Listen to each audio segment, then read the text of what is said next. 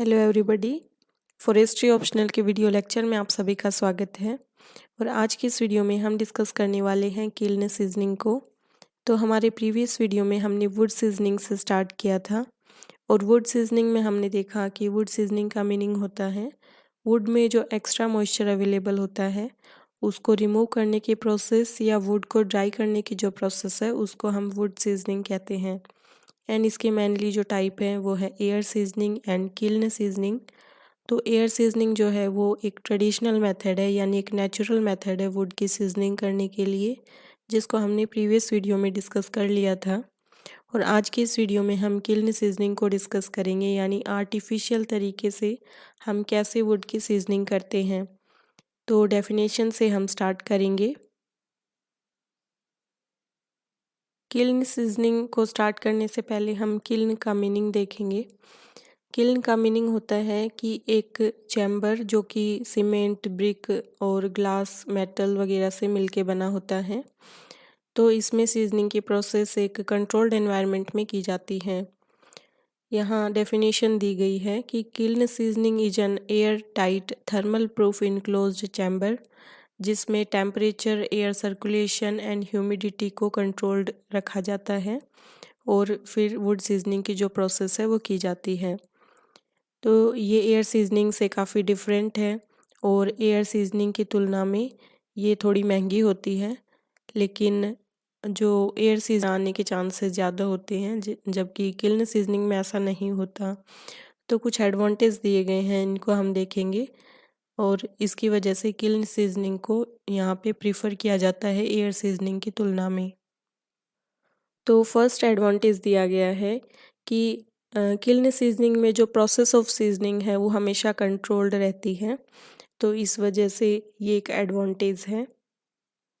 जबकि जो natural seasoning या एयर सीजनिंग होता है उसमें ऐसा नहीं होता। उसमें हमें जो नेचुरल एटमॉस्फेयर जो अवेलेबल होता है उसी में सीजनिंग की प्रोसेस करानी पड़ती है, तो ह्यूमिडिटी वगैरह पे हमारा वहाँ पे कंट्रोल नहीं होता। नेक्स्ट है कि seasoning can be continued irritation. तो चाहे वेदर कंडीशन कैसे भी हो हम सीजनिंग के प्रोसेस को इजीली किल्न सीजनिंग के थ्रू कर सकते हैं। जबकि जो एयर सीजनिंग होती है यानी नेचुरल सीजनिंग है वो पूरी तरीके से वेदर कंडीशन से यहाँ पे प्रभावित होती है। इसके बाद नेक्स्ट जो एडवांटेज है वो है रेट ऑफ ड्राइंग। तो जो ड्राइंग की जो रेट है यानी जो वुड को सुखाने की जो रेट है वो हाइयर होती है किल्न सीजनिंग में। और जो वुड सीजनिंग है इसी वजह से इसमें जो किल्न सीजनिंग में वुड सीजनिंग की जाती है यहाँ पे टाइम जो है वो कम लगता है नेचुरल सीजनिंग की तुलना में। इसी के साथ जो किल्न सीजनिंग है उसमें डिग्रेडेशन है वो भी कम होता है एंड जो वुड है वो एडवर्स फैक्टर और एजेंट से प्रोटेक्टेड रहती है। और जबकि जो नेचुरल सीजनिंग हम करते हैं वहाँ पे फंगस वगैरह लगने के चांसेस होते हैं और वुड में काफ़ी सारे तरीके के डिफेक्ट्स आने के चांसेस वहाँ होते हैं, क्योंकि वहाँ पे वुड जो है वो प्रॉपरली है ना ड्राई नहीं हो पाती है। तो ये हमने डिस्कस किया किल्न सीजनिंग के डेफिनेशन को और क्या एडवांटेज है जिसकी वजह से हम किल्न सीजनिंग यहाँ पे प्रेफर करते हैं। अब हम देखेंगे कि mode of heating would seasoning के लिए। तो मोड ऑफ हीटिंग में है सबसे पहले फ्लू गैसेस। तो इनको ऑब्टेन किया जाता है फर्नांस से यानी बर्निंग के प्रोसेस से। इसके बाद है डायरेक्ट फायरिंग, फिर है इलेक्ट्रिकल फर्नांस, उसके बाद है saturated heat steams and passive और active solar heating, liquid phase heating by high boiling point, mineral oil और वाटर, यहाँ पे स्टीम है। तो ये सब यहाँ पे दिए गए हैं मोड ऑफ हीटिंग। अब हम बात करेंगे एयर सर्कुलेशन की। तो एयर सर्कुलेशन एक होता है फोर्स्ड एयर सर्कुलेशन जिसमें फ़ैन और ब्लोअर्स जो हैं वो फिक्स किए जाते हैं या तो इनसाइड किल्न के या फिर आउटसाइड। और फिर है थर्मल और नेचुरल सर्कुलेशन। तो इसमें नेचुरल एयर है उसका कन्वेंशन होता है किल्न के इनसाइड। तो एयर सर्कुलेशन इस तरीके से किया जाता है।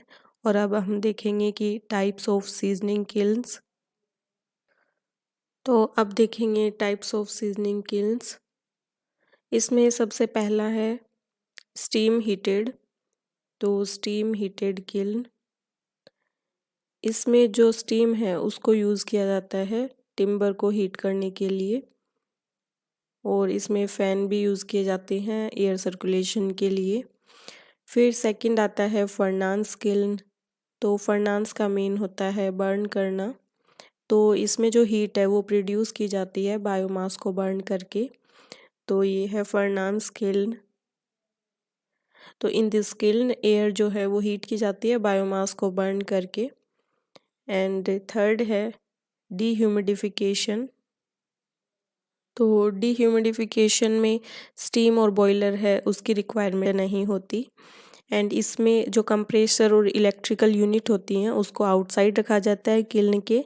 इसके साथ ही जो कोयल होती हैं यहाँ पे स्टेनलेस स्टील से बनी हुई कोयल्स, उनको रखा जाता है यहाँ पे इनसाइड, किल्न के इनसाइड रखा जाता है।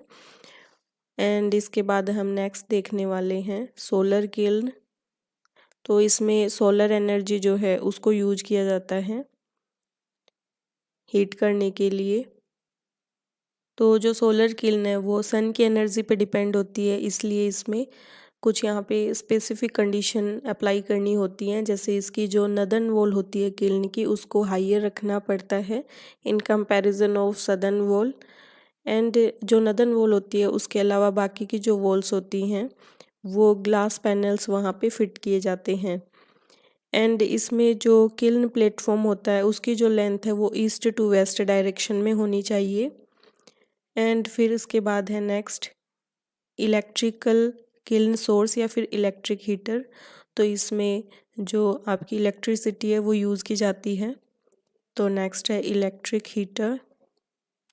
तो इसको यूज़ किया जाता है इसमें। तो इसमें इलेक्ट्रिसिटी की सहायता से वुड सीजनिंग की प्रोसेस की जाती है। तो इस डायग्राम में आप देख सकते हैं सोलर किल्न को दिखाया गया है। इसमें ये वॉल्स हैं, ये यहाँ पे ग्लास पैनल्स हैं वो फिट किए गए हैं। तो इस तरीके से आज के वीडियो में हमने डिस्कस किया है किल्न सीजनिंग को। आई होप इन वीडियो से आपको हेल्प हो रही होगी। So keep watching. Thank you so much. Have a nice day.